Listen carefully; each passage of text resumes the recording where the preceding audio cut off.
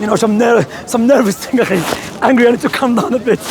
But anyway, I want to mention some points. Like I said, I'm going to take a break because it's needed. Speakers Corner, if you've been here for a long time, you know every year you have to take some time out from Speakers Corner. Either 1 month, 2 months. Anyway, what I want to speak about, you know, there's things I want to mention which are very, very important. One of them, sometimes when you give dawah to women here, you know, sometimes you have brothers, you know, like the circle is too close. And the reason I'm speaking about it is because I don't want some young brothers out there looking up to us, even who are masakeen, watching. They think, it's okay to speak to women, come close to her, all of that. No, it's not okay. Try your best. If da'wah, alhamdulillah, we asked scholar Sheikh Nasser al-Faqihi, one of the major scholars of our time. He's over 90 or something, you know. He was a teacher in Medina, he stopped because very old. And he said, yes, she doesn't have to cover her face or herself before you give her da'wah because she's a non-believer. But however, in Speakers Corner, we have to make rules that if we're speaking to a woman, giving her da'wah, firstly, make sure you blur her face. Don't put my face and woman's face in a family. I'm not happy with that. I'm not pleased with that. Barakallahu fikum. I'm free from that. You know. Secondly, remind me, because sometimes I forget. Remind me, say, Shamsi, let's go to an area when there's more space and there's no one behind the woman. Because sometimes even some sisters, you know, they want to ask questions. So we have to give them, show them respect. Muslim to non-Muslim woman. Show respect to the Muslim woman and a non-Muslim woman. So we should not be, sometimes, ikhwa, many brothers behind the woman and too close. Subhanallah. I will not be happy for my wife or my sister or my daughter. Likewise, I will not be happy for my sister Islam. Barakallahu fikum. So we have to remind each other, the other brothers, because why? Like I said, there are some young brothers out there, they think it's okay. So when he goes and DMs sister on TikTok or a Facebook or with Instagram, claiming I saw Shamsi or I saw brother so-and-so giving da'wah and there was a woman. Okay, so we have to, I'm not perfect, but if I believe there's something which is incorrect, I'll openly come out and say I'm wrong with doing this. Barakallahu fikum. Because Islam above me. It's not about myself. It's Islam. That's the first thing. The second thing I was going to mention, my dear brothers and sisters, may Allah bless you all, that last week I was speaking to Haqiqa Chu, and he asked me, do you believe that I should be killed?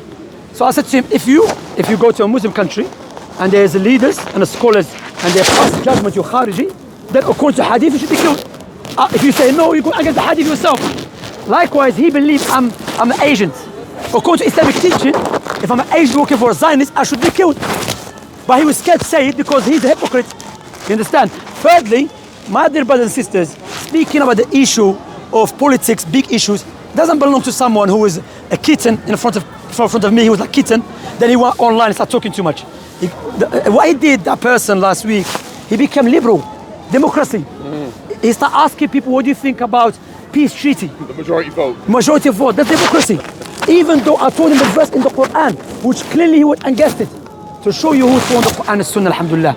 And the other thing I was going to mention, some brother said to me, Akhi, we don't debate Ahl Bidah. Why are you debating it? Brother, I was just confronting him. To be honest, I couldn't take it. This man acts like a lion online, like, you know, like a gorilla. The guy came here like a kitten, acting like he was just happy for people to help. He was asking people to help him.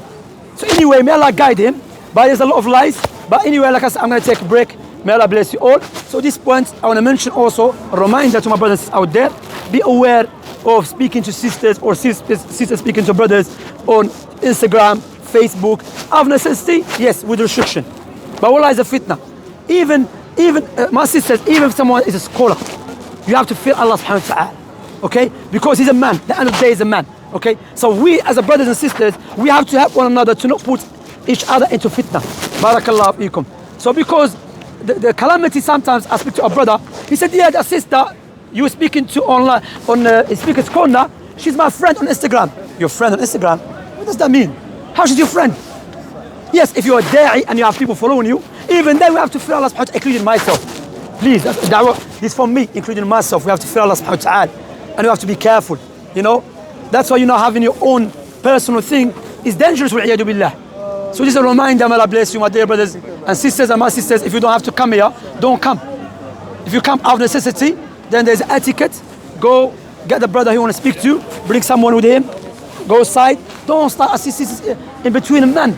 May Allah forgive them. I know they want to listen, but we have to accommodate a way for sisters to benefit without them mixing with the man. May Allah bless you all, and hopefully we'll see you soon. This was a clarification to the nation about the situation, because it's an obligation from the Lord of the creation. Barakallah fikum. Listen, one more thing. Yeah, go ahead. Shamsi, what are some methods of making dua for brothers and sisters? Barakallah fikum. We have to make dua. So one of the ulama mentioned the etiquette of making dua. Okay, I'm not sure if it's recorded. Is it recorded? What happened to the light? Anyway, there's etiquette. One of them making a tawbah. Secondly, making wudu. Thirdly, giving charity. Fourthly, make sure you make a dua in a time which is mustajab, between iqama and the salat, third of the night. Likewise, when it's raining or traveling, also make sure your clothes is not, you don't buy those clothes from haram money. Okay, make sure you eat halal and buy clothes with halal money. The other one, you praise Allah subhanahu wa ta'ala, glorify Him, send the salat al-Ibrahimiyya. Then you start asking Allah subhanahu wa ta'ala with the condition in your heart. No, you make it dua and your heart thinking about someone else. Focus, barakallahu fikum. So this is some etiquette which Ibn Qayyim rahimahullah wa ta'ala mentioned in his kitab Ad-Da'u wa Dawa, which I highly recommend for my dear brothers and sisters, may Allah bless you all, to purchase. Me, myself, alhamdulillah, we went through it. We studied it together in Dar Sunnah, not all of it. And the best translation is translation by Hikmah publication. The brother Abu Hassan al-Somali, may Allah bless. Qiyam. Is it alright to wake up your family and your children and get everybody to do qiyam? Yes, na'am. And Nabi alayhi salatu wasalam said that. To wake up and wake up your family, to do qiyam al-layl, and you do qunut. Qunut, like we did Dar Sunnah today, Fajr time. The ulama differ. Some say qunut in every prayer. Some said no, specifically for Fajr and Maghrib. And you make a dua for our brothers and sisters of Gaza. Because wallahi, it's very sad what's happening to them. It's not a joke. Wallahi, 2 days ago, I'm laying down in my bed, and my wife told me there's a leaking. And I started becoming stressed, licking this woman upstairs. I keep leaving the water, the tap on. So imagine your house being destroyed, and your children, they have no place, no food. Wallahi, ya akhi, subhanallah. So that's why the ulama, Ibn Taymiyyah and other than them, he said when the Muslims go to war, they have to prepare themselves. Not just for themselves, to protect themselves, but to protect the Muslims. Ibn Taymiyyah said if you take the Muslims to war, and you know it's going to cause greater harm upon the Muslims, that's not the jihad which Allah told us about. What already happened? Sheikh Rabi al-Madkhali, may Allah preserve him, said, the people of Gaza, they have nowhere to go. So, they have to fight. If they die fi sabilillah, they try their best to stay away from it if they can.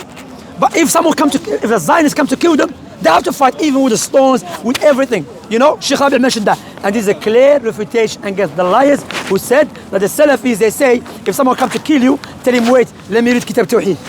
Lie, look what Sheikh Rabi said. Because this is called jihad devil. It's out of necessity. If you have somewhere to go, they can go, but they have nowhere. This Satan has besieged them everywhere. And wallah, we ask Allah subhanahu wa ta'ala to unite the Muslim leaders, you know, in order to fight and defend our brothers and sisters in Gaza and Palestine and in China and everywhere. And subhanallah, what's happening to us? And Nabi alayhi salatu told us, when we turn away from Allah, and you know, but inshallah, alhamdulillah, you take many lessons from our brothers and sisters in Gaza. Ameen, ameen. Allahumma a'izz al-Islam wal Muslimin. We ask Allah subhanahu wa ta'ala with these beautiful names and the lofty attributes, وهو الجبار المتكبر القاهر سبحانه وتعالى القوي العزيز، أن يدمر الصهاينة وأن ينصر إخواننا في غزة وأن يقويهم وأن يتقبلهم شهداء وأن يجمع كلمة حكام المسلمين على الإيمان والتقوى. وسبحان ربك رب العزة عما يصفون وسلام على المرسلين والحمد لله رب العالمين. وأصلي وأسلم على نبينا محمد وعلى آله وصحبه أجمعين وسلم تسليما كثيرا. And one thing I wanted to clarify as well, sorry, a very important point. Do you know who work for the Zionists? Those who are trying to speak against the Muslim leaders for the people to rebel in their countries. Because from the Zionist American plan is to weaken the Muslim countries that are surrounded next to so-called Israel. So haqiqa true, you are working for the Zionists and let me finish, brother. No, I'm not going to speak to you, brother. I know you. Salam alaikum. Sabah al-khair. Good morning. Yeah, good morning. Anyway, so those who try to cause rebellion in the Muslim countries, they are working for the Zionists, because from the Zionist plan to weaken the Muslim countries. Haqiqa true, destabilize. Haqiqa true. Why don't you speak about Iran? We know you're I'm going to say Rafidi because it's haram of their judgment. But there's some indication you're working for Iran. May Allah guide you. Anyway, let's go. I'm going to take the mic at home. What? Good morning. Give him the mic. He wants to talk. Here. May Allah bless you. Yeah, assalamu alaikum. No more. خلاص. حياكم الله.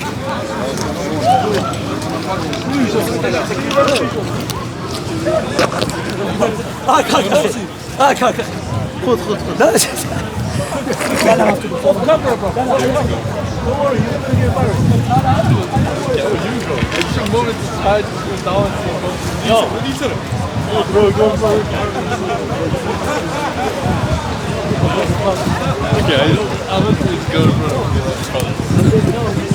It's still recording.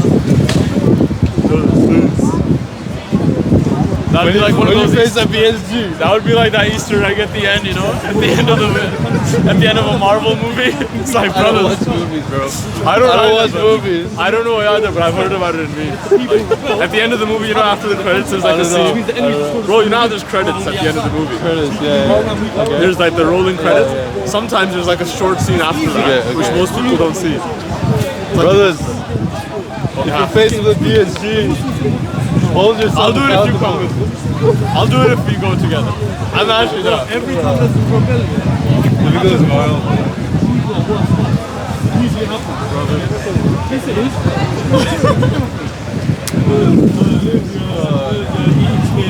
If you're one comes out of the shower. And she started. All person started.